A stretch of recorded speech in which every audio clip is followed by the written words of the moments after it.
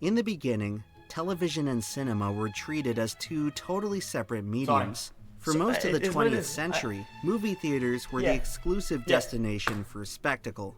If you wanted to see something epic, you'd have to watch it on the big screen.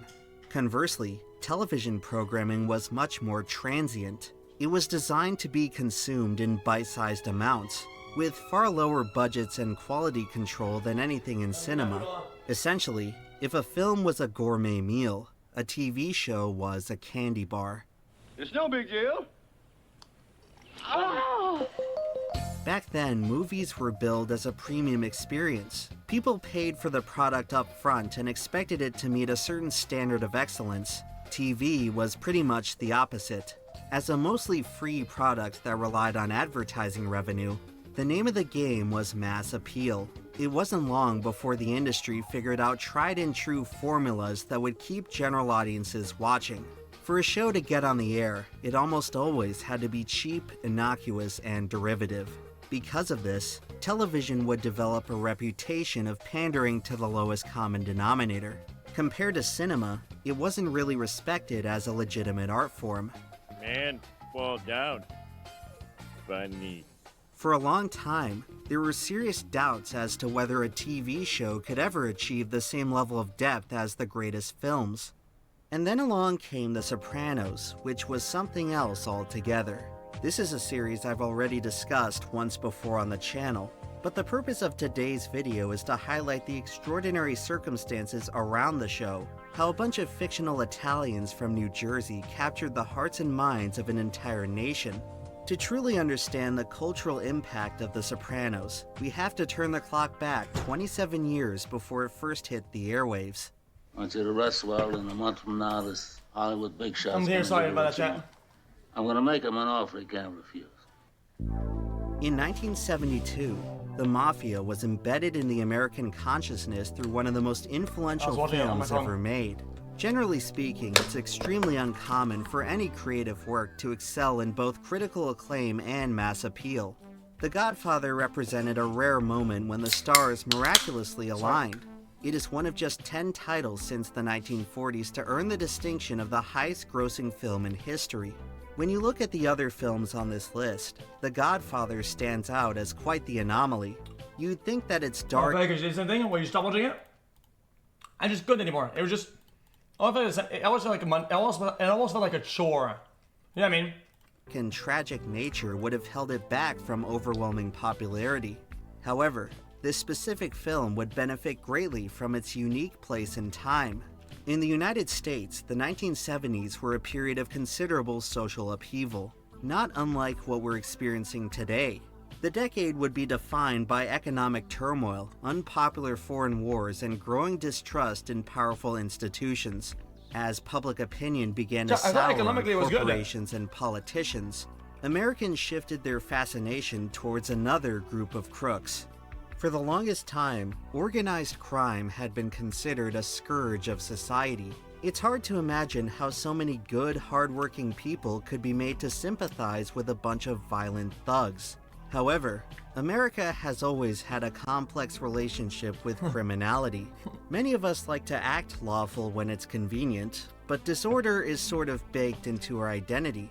This nation was founded through rebellion. Most of its territory was essentially swindled from the previous owners, and our world-leading economy benefits heavily from the business of ripping people off. Like it or not, America has always had a lawless streak. Sometimes it's insightful to explore that part of ourselves. The Godfather rose to mass appeal by confronting the public with their greatest temptation.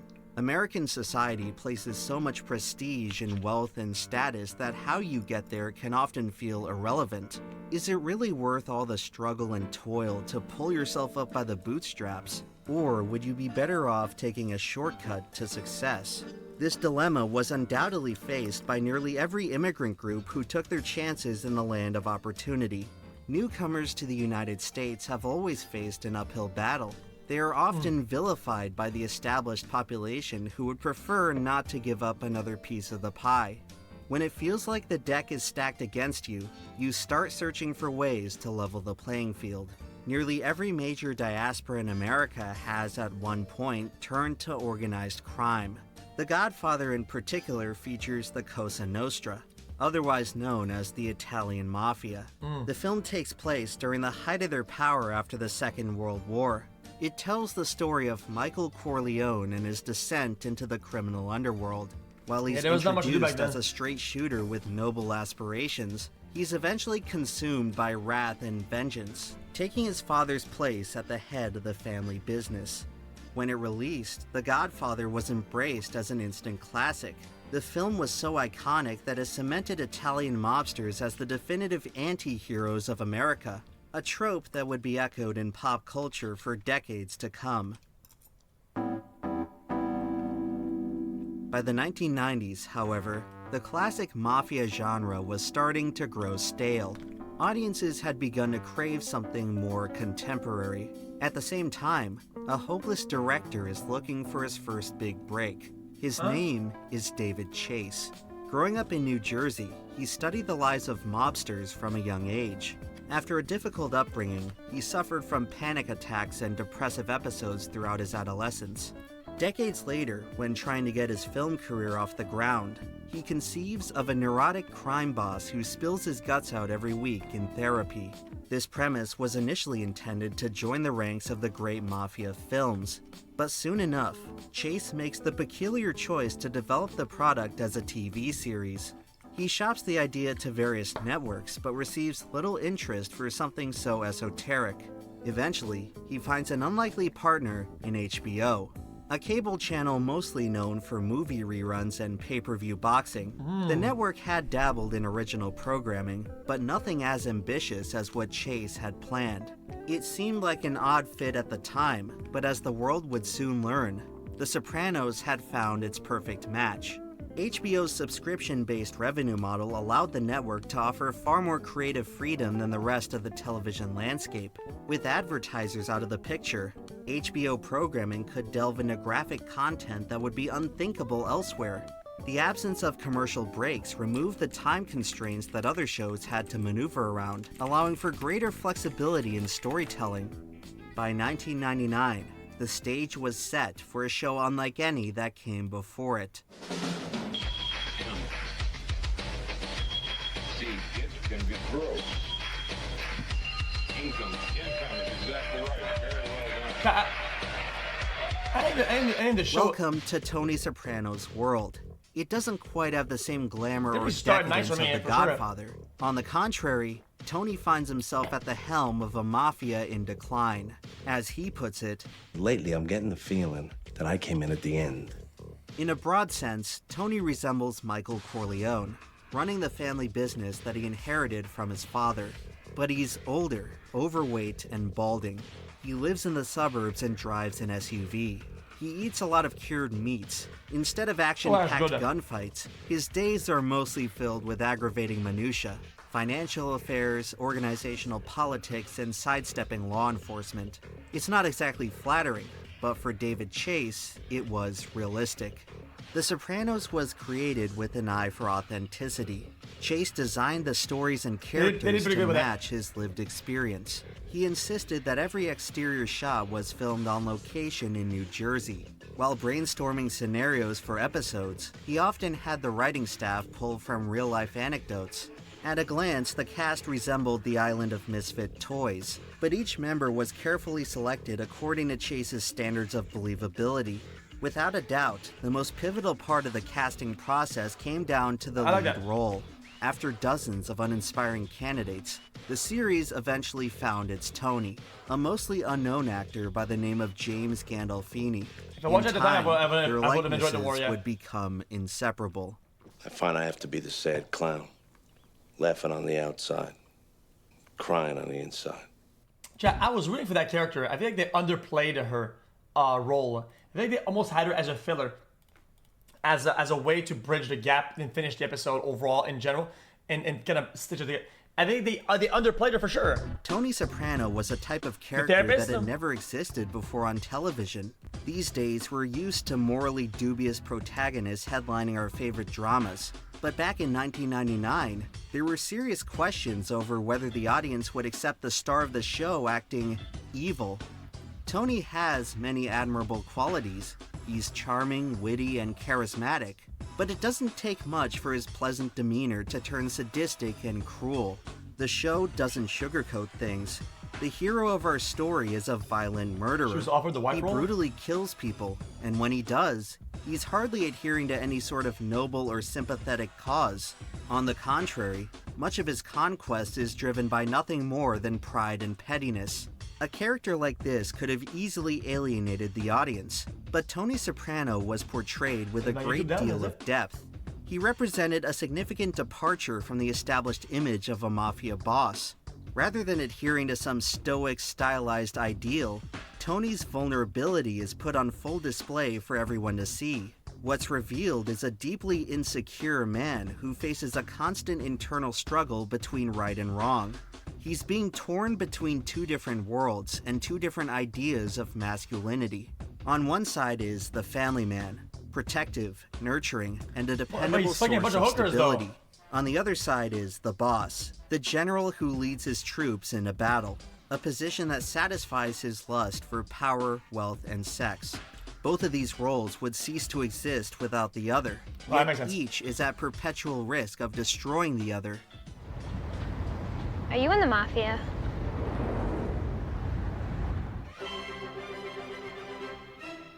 Tony seems to recognize this contradiction, but he can't fully grasp the nature of it. Multiple times throughout the series, he reveals his own idea of manliness. The kind of man I admire is Gary Cooper, the strong, silent type. It reinforces the cultural expectation that men are supposed to bite their tongues and coldly do their jobs. True. That to be strong, you have to distance yourself from any sort of sentimentality.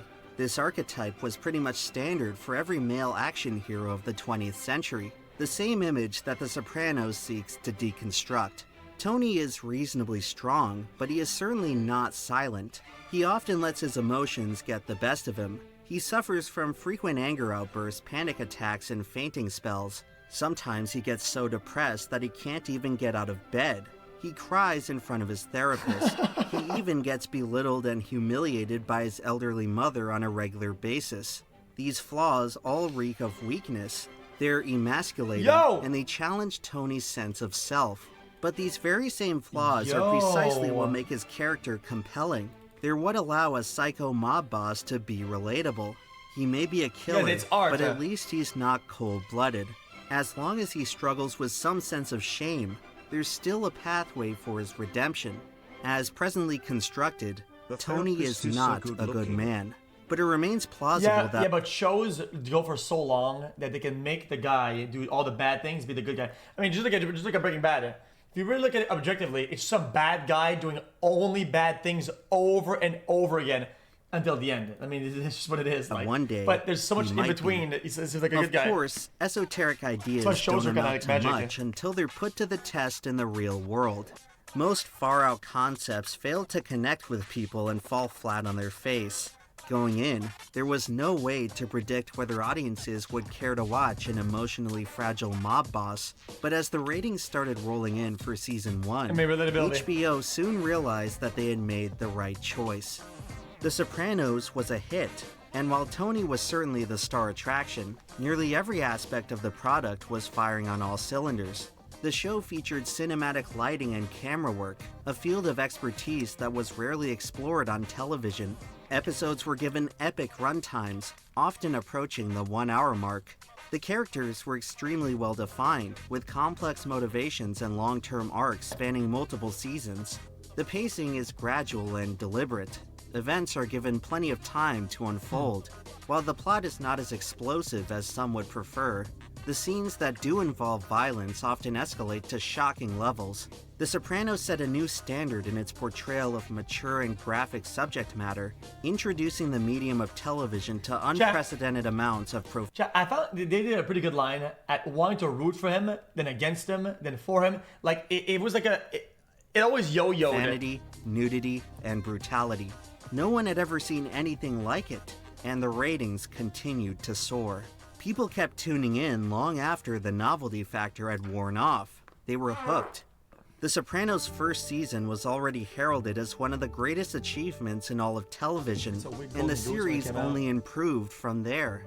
Each new season built upon the momentum of the last. The stakes got higher, the themes got darker. Tony is pushed to new heights in both power and depravity. Soon enough, the series was raking in well over 10 million viewers per episode. The Sopranos had become a cornerstone of pop culture, all while maintaining near unanimous acclaim. By the end of the 5th season, the show would etch its name in history when it was awarded the Primetime Emmy for Outstanding Drama. The victory signaled a watershed moment in television. For more than half a century, the big three networks had maintained a stranglehold over the industry's most coveted prize, and The Sopranos had just broken through the glass ceiling. The show had proven that long-term, complex storytelling could succeed on television. It opened up the floodgates for a new generation of cinematic, serialized dramas. All of a sudden, okay. Hold on. That long dates for a new generation. Chat. I somehow watched 24, the whole thing, twice. Okay. 24 was that has the same problem as Prison Break, where they want to make more episodes. It doesn't matter if the story fits it. They want to make episodes. Okay, they want to make some money. They want to run the show on TV. Okay, I get it. Okay, and it becomes the same loops over and over again. Oh, we got here. Oh my God, where's Jack? He's got kidnapped. Oh my God, and then it's the same thing. Oh, dude, we're about to catch them. Whoa, what's going on? This computer's not working anymore. Somebody's on the inside. Like, you know what I mean? It's like the same over and over again. You know what I mean? Like, all of a sudden, every network wanted their own Sopranos. They wanted the prestige that it had brought to the industry.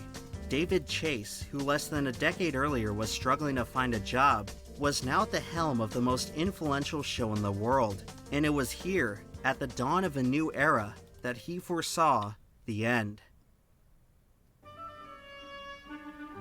If a show gets successful enough, it can conceivably go on forever. When TV executives get their hands on a cash cow, very little is stopping them from milking it until it's bone dry. During this process, a once beloved series can turn into something unrecognizable. A pale imitation that fails to capture the essence of what made it great in the first place. After 5 magnificent seasons, The Sopranos had reached the mountaintop. All they have to do in The Simpsons is not make them green. I mean, what the fuck is this? Just keep them yellow and we'll be chilling. After 5 magnificent seasons, The Sopranos had reached the mountaintop. It could have kept going, far into the future, but David Chase sensed that the time was right to finish the story. His magnum opus would be laid to rest how he saw fit. However, concluding the most ambitious show on television would be no easy task. The series would be under tremendous pressure to deliver a worthwhile payoff to years of storytelling. Their entire reputation was at stake. When The Sopranos went off the air for the final time, the lasting impression had to be special. After season 5, the show would enter a year-long hiatus, eventually returning in March of 2006. The 6th season would be released as a double feature with 21 episodes in total, amounting to 1/4 of the runtime for the overall series. The story turns profoundly dark, and the characters are pushed to their philosophical limits. Any optimism that once existed over whether our troubled hero can change his ways has been replaced with a morbid curiosity of seeing just how far he can unravel. In this season, Tony's moral fiber is put to the ultimate test, and when fate offers him one final olive branch to save his soul, he firmly and unequivocally rejects it. The audience is then left with a sullen acceptance that the guy they've been rooting for all along is more monster than man. The final season is filled with an overwhelming amount of dread. Despite all he's sacrificed, the walls are closing in on Tony's whole operation, and when the going gets tough, his true colors start to reveal themselves. The pattern of behavior that's been lurking throughout the series now becomes clear. At every opportunity, Tony is only really interested in his own self-preservation. Everybody else is... I actually got sad when they got rid of the other guy in the boat. You know what I mean? I kind of like that character. I think he had a lot of color. Expendable. The Mafia supposedly distinguishes itself Pussy. from ordinary criminals by upholding certain ideals Yeah, he of was a rat honor and fuck, brotherhood. but he was funny. But in the 21st century, when everyone is driven by greed and lust, these principles are merely an illusion left over from a bygone era. Tony may have the wealth and power to match the godfathers of the past, but at his core, he's just another thug. As the end draws near, you get the sense that Tony is headed towards some sort of ultimate judgment. He has made too many enemies. Rival gangs and federal agents are all gunning for him. There's a rising tension centered around just when the other shoe is gonna drop. The Soprano crime family then finds itself in an all-out war. The violence rages all the way into the grand finale of the series, Season 6, Episode 21, Made in America. After sustaining heavy casualties, Tony's battalion is on its last legs. But just before the bloodshed reaches him, the two parties manage to defuse the conflict. The last of the threats are dealt with, and Tony has once again eluded his reckoning. There is little triumph to be found in this victory. When the dust settles, the Soprano crew has been rendered almost unrecognizable. Out of the iconic band of brothers we've gotten to know throughout the story, hardly any are left standing. Tony remains rattled and paranoid, still suspecting that the worst is yet to come. In the end, he sits alone, at an unsuspecting diner. He is joined by his true family, the select few people for whom this was all supposed to have been worth it. Thus far, Tony has spent most of the series in a fractured, estranged relationship with each of them, but today there's a rare moment of peace. Saccharine music starts to play over the scene. It seems like the story's wrapping up on a high note, but something feels off. The tension that's lingered throughout the season hasn't really gone away. Tony is visibly distracted. Yeah. He keeps scanning the restaurant. One more cinema emote, and I'm just starting to hand out some bands. It's not cinema. There's no cinema. It's really not even looking for someone. The framing and editing of the scene are unusual. The camera keeps cutting between seemingly insignificant details. By now, any longtime viewer of the show is starting to feel uneasy. Your intuition is screaming at you that something is about to happen. As the scene drags on, the suspense keeps building. You start to wonder what it's all leading up to, how this could possibly play out. A bunch of scenarios begin racing through your mind. It's all come down to this, a moment that feels like everything, and then, nothing. At first, most of the viewing audience figured that there must have been some kind of mistake. Surely their signal cut out or their television set was malfunctioning at the worst possible time. Yeah. But when the credits started rolling, all that confusion turned to disbelief. The Sopranos had just ended with 10 seconds of a silent black screen. Punchline. You don't think that should be just like a giant middle finger to them? Well, at least it didn't end like The Sopranos, where it just cut to black in mid-sentence. The reception was polarizing, to say the least. Lots of viewers felt cheated, and it's hard to blame them. In the immediate aftermath, you had to wonder whether David Chase's hubris had turned to pure stupidity. When people were presented with the idea of a Sopranos finale, they were anticipating something grandiose. They wanted high stakes and heart-wrenching drama. Compared to the expectations, the true ending must have felt downright anticlimactic. I mean, really, an abrupt cut to black? That's what they came up with to conclude what was supposed to be the greatest show in history? There was nothing conclusive about it, but maybe that was the whole point. Because even in the midst of all the shock and outrage, there was still a part of the audience who knew if it was my show, they're at dinner, right? And somebody pulls out, hey, yo, hey, aren't you the guy? And he does it, and he opens up his vest and he got bombs. Bang! Whole building, boom! And then it ends. That's how I would do it. There, that what they had witnessed was brilliant. They just couldn't yet explain why. With a line, For like David a classic Chase, line, it's going to be now a classic. Cut to black was merely the final step of a monumental undertaking. While conceiving the final scene, he considered numerous possibilities. This is for pussy, you fat fuck. Bang! Whole building fucking bang, body parts everywhere and shit. A more by-the-books option would have involved Tony retracing his steps from the intro sequence to the show, driving up the New Jersey Turnpike to confront the crime bosses of New York City. Oh, they killed pussies, so that However, doesn't make sense. Chase ended up deciding on something far more enigmatic, a scenario that no one could have possibly predicted. The plan was then sworn to absolute secrecy. Bon Practically the voyage. entire cast Holy- and crew were kept in the holy dark. cinema. Chase went so far as to distribute falsified scripts which omitted or replaced the true ending. No, When they bon eventually voyage, you filmed get the it? diner scene, no one Bomb. involved suspected that it had any significance. All this subterfuge was meant to serve a specific purpose, preserving the maximum impact of that final shot. By the end of production, only Chase and a lone editor knew the ultimate outcome of the series. Well, that's bullshit. The rest of the world would have to wait and see. There's comfort to be found in a smooth resolution, but The Sopranos was never a comfortable show, and David Chase understood this better than anyone else. He recognized that the lasting Then, do an ending like Inception, where you don't really know, but you have a hint on either side, and it doesn't end abruptly. It's gonna. impression of the series had to be unsettling and cryptic. This decision sought to achieve two separate objectives. The first was to keep the show in the public memory long after it went off the air. The delivery The second structure. was to make people revisit the prior 85 episodes in search of answers. Perhaps What? he gazed far into the new era of television that he helped usher in, to a future where years of storytelling could be experienced in a matter of days, where the smallest design choices could be broken down and analyzed ad nauseum by people with too much time on their hands. In his final act of clairvoyance, David Chase left the rest of us with a puzzle, knowing it would make his magnum opus live forever.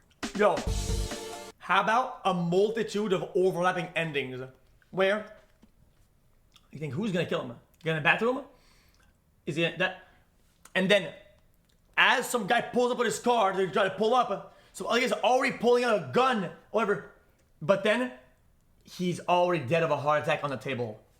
Bang! All at the same time, but nobody gets the kill. He just dies of a natural end. Bang! Holy cinema! More than 18 years later, and we're still trying to solve it.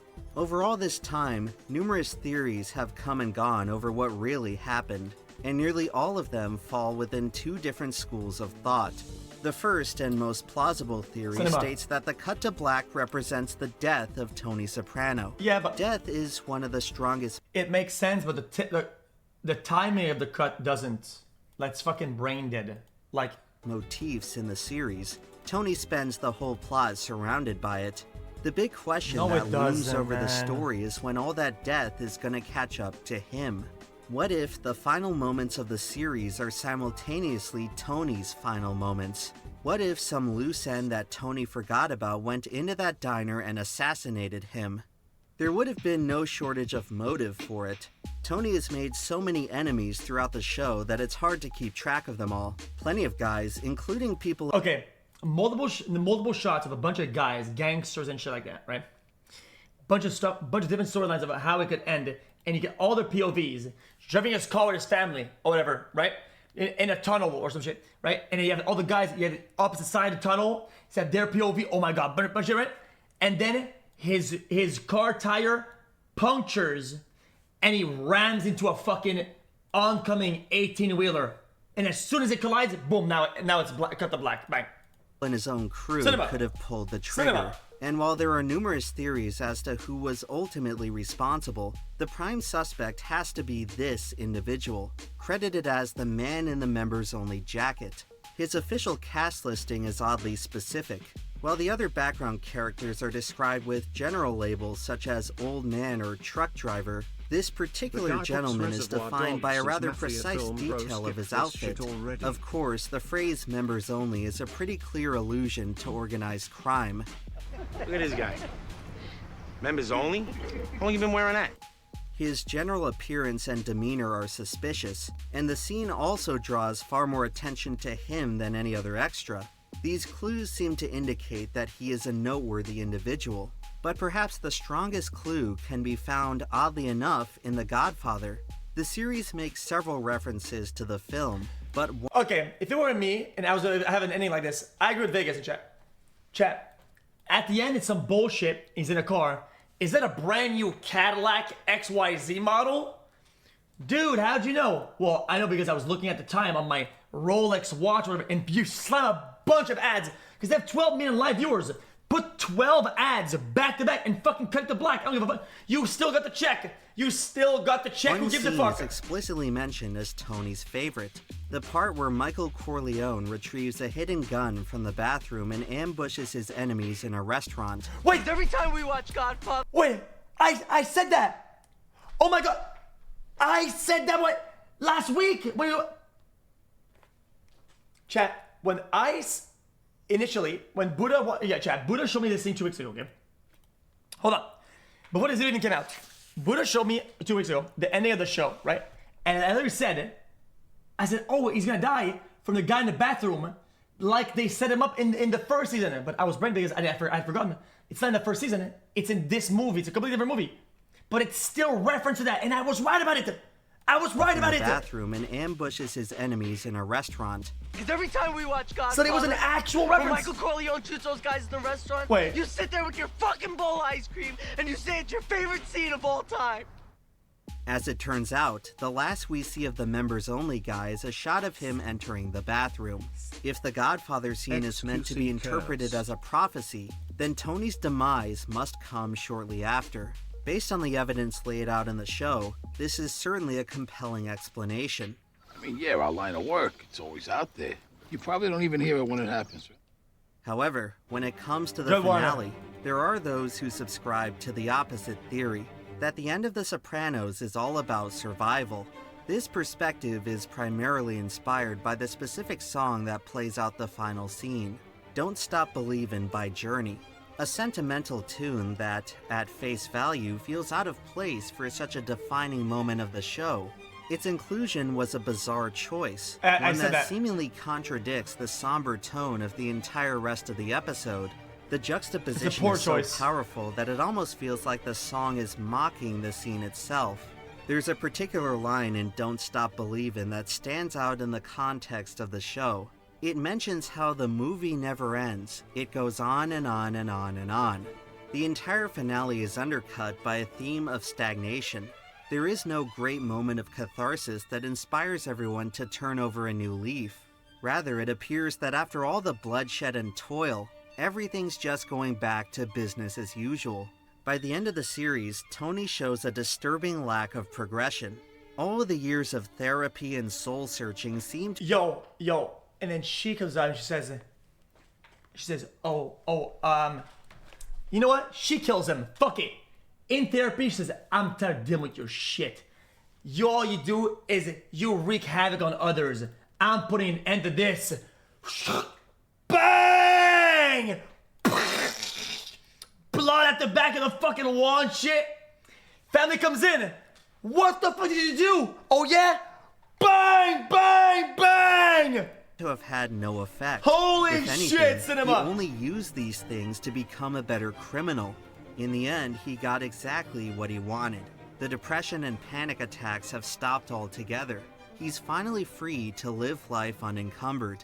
Instead of grappling with any sense of morality, he learned to abandon it. The movie never ends. We're just forced to stop watching. Tony will continue to survive and probably thrive at the expense of everyone around him. No. The cut to black doesn't represent the end of Tony. You can't let the guy do that the and win. end state of Tony.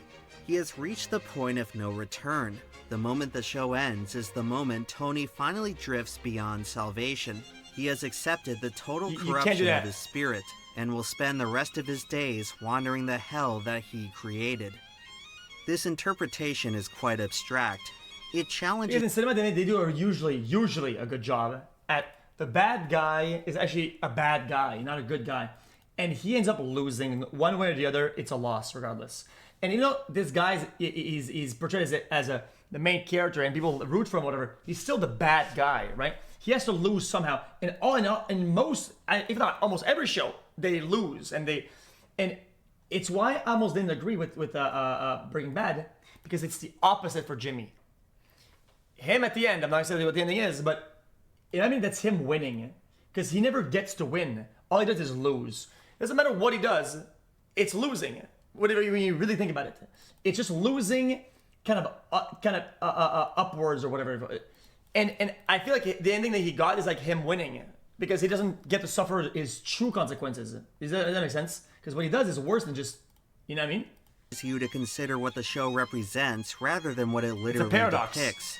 Plenty of people have weighed in about what the whole thing means, but at the end of the day, it's all a bunch of conjecture. I mean, Jimmy. Whether you believe Tony is alive or dead, there's only one man who knows the true answer to that question.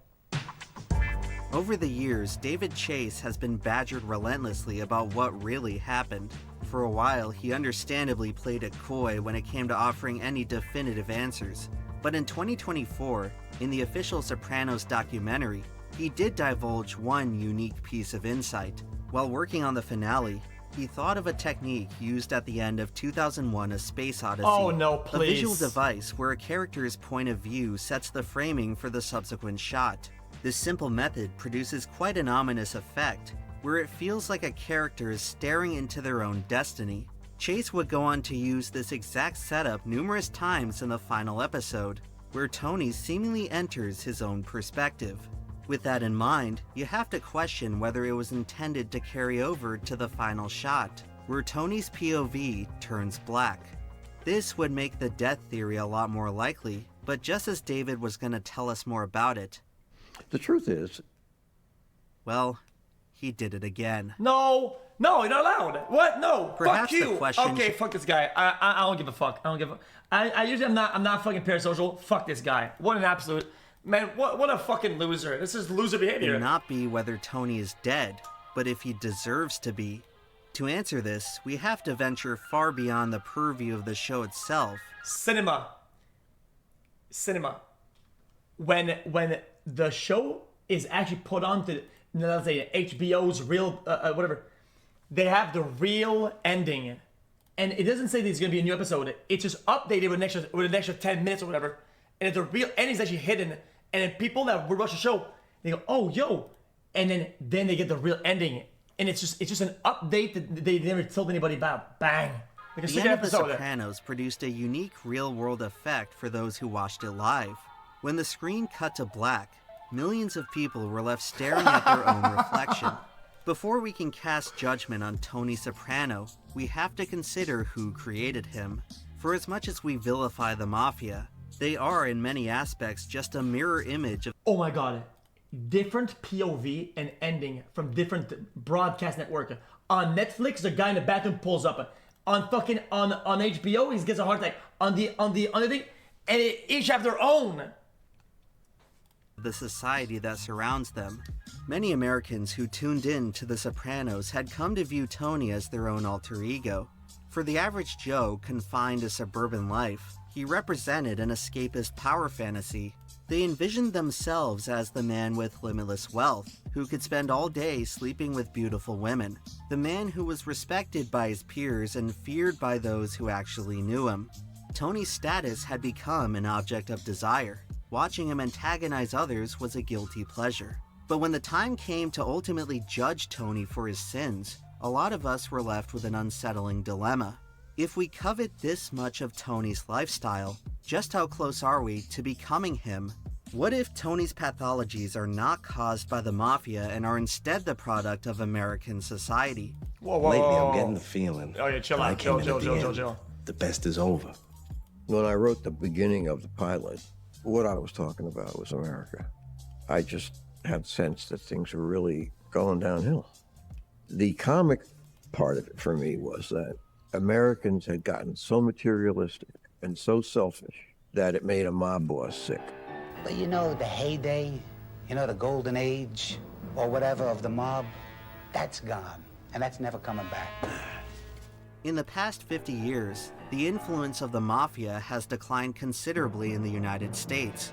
This trend has been attributed to a variety of factors, mainly increasing federal crackdowns and modern racketeering laws that attack criminal organizations on a structural level.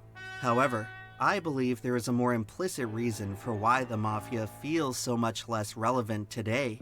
They were never truly conquered. They were just replaced by other institutions in American life. The Mafia used to stand out in its propensity to lie, cheat, and steal. But in modern America, these things are hardly Yeah, unique. but it's not as cool and glamorous though. Imagine if you make a show about the current corporate. Oh yeah, I scammed this family. Oh yeah, this single mother of 5. I upped her rent and fucking juiced her up. Fuck it, dude. You could say that the spirit of the mob has seeped into nearly everything else in this country. Politics, economics, healthcare, and even the attitudes of the general public. As the American dream has slipped out of reach for more and more people, everyone's getting tired of playing fair. Maybe this can help explain our newfound cultural obsession with the anti-hero, and why characters like this keep showing up in popular fiction. Life in the 21st century. Never put the Joker in there. I feel like it's a dishonest portrayal and caricature of what the character is supposed to mean and what he ends up meaning, which I think is cringe.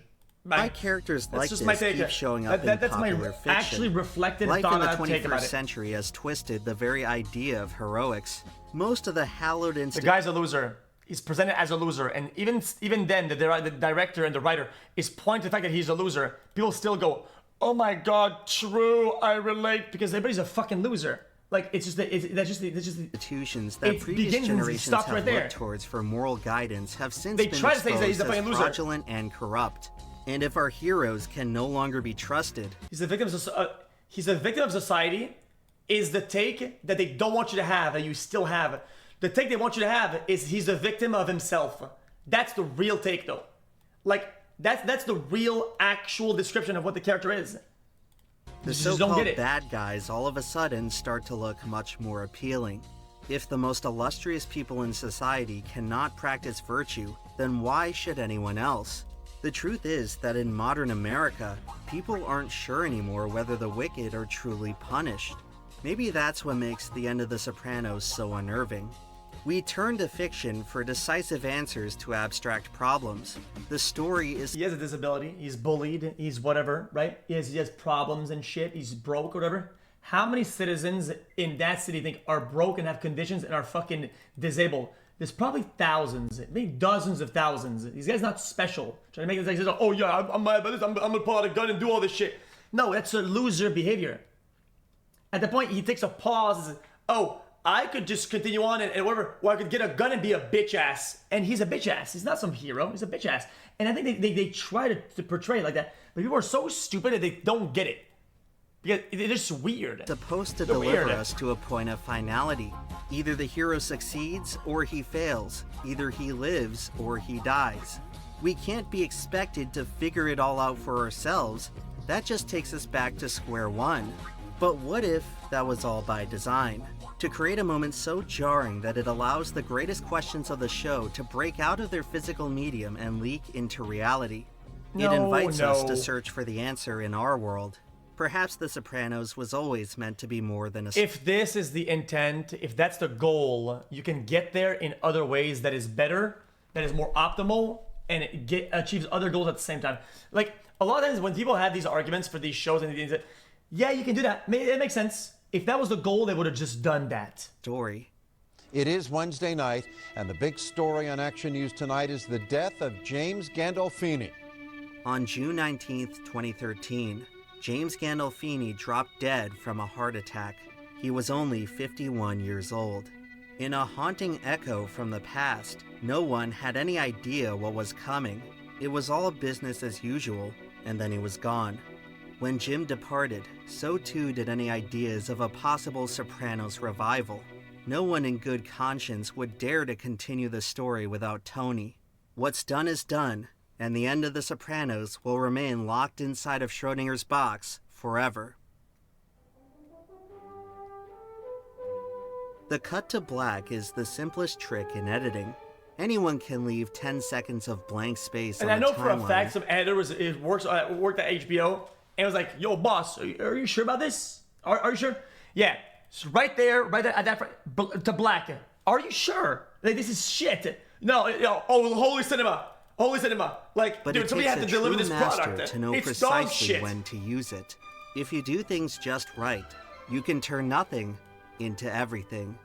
In many ways, this single moment has transcended the legacy of the show itself. I must confess that I was too young to watch the finale when it aired. so I personally missed out on what was quite possibly the most shocking moment in the history of scripted television. But as I got older, I kept hearing people bring it up. Yo! This went on long after the show was off the air. People never stopped being obsessed with it. For the longest time, the only thing I knew about The Sopranos was how it ended. The show was spoiled before I ever saw a single episode, but rather than ruin the experience, it only pulled me in further. I had to see what all the hype was about, and what I found was one of the single greatest works of American fiction. Sometimes the purpose of the destination is to lure you into the journey. I guess you could say, I came in at the end, but the best was yet to come. Yo, that's the thing if I said, oh guys, oh yeah, that's Siesta with Jesse where I'm dogged at the game. I did that on purpose because it would make you laugh and make you come back to the stream and give you a memory. I did that on purpose. I built that intentionally. I concocted this clip for you. Like, okay, bro. My friend Alex Manuel Hernandez recently passed away. His family has a GoFundMe for burial costs. Even sharing it helps. Thank you, Link. But people would realize you're dog shit. Yeah, true. But you should watch Vitrarizu Al on Prime. It's a show from Quebec made by Martin Matt. I am usually not a fan of QC shows, but this one is actually really good.